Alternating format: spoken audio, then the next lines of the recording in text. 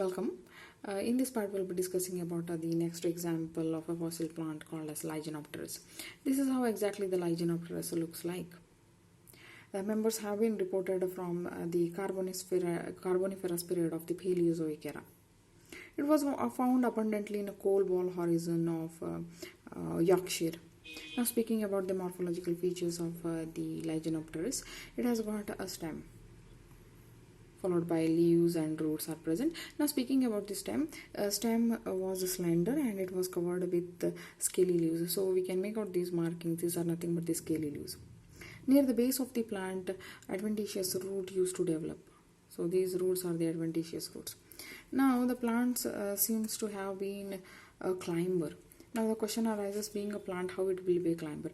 This is a climber. Climber exception is that it is having a woody stem. So the climber which have this woody stem, they are usually called as vines. They compete with the neighboring plants for soil, nutrient as well as sunlight. Now speaking about the leaves, so this image, you can even name it as frond.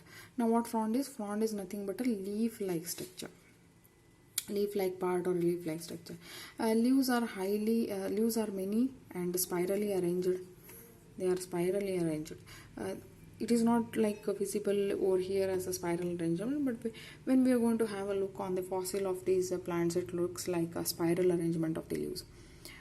There are reports saying that they had spines. These spines are usually helpful in climbing the plants. The spines are not visible here, but it has been mentioned that they had a spine-like structure, which is like helpful for them to climb over. The leaves here are compound leaf, pinnately compound leaf.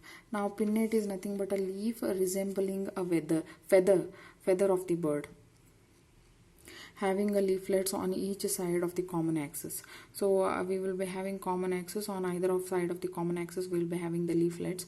So in case of a Lyginopteris, leaves are bi and tripinnate. And now again the question arises, what is tri and bipinnate, where the secondary leaflets are further subdivided. So this we can make it more simple. We have this structure called as what? They have written is the entire structure is leaf, but this part is called as rachis. On the rachis, what we have is pinna. So this entire structure is pinna. Each leaf is called as pinnule or leaflet. So this was a description regarding the leaf of the Lyginopteris. Another point is that on the rachis we had a capitate gland, a small gland-like structure on the rachis. These glands, they are called as a capitate gland. Now what is the function of a capitate gland? These are the short glands specialized in secretion of the non-terpenic substance.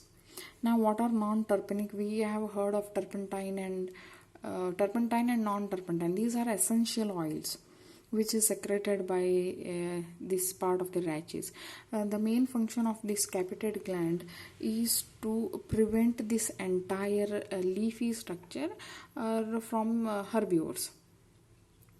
So this was a description regarding the leaf. We have a root. So this is the end of the morphological feature of the Lyginopteris. In our coming session, we'll be discussing about the anatomical features. Thank you.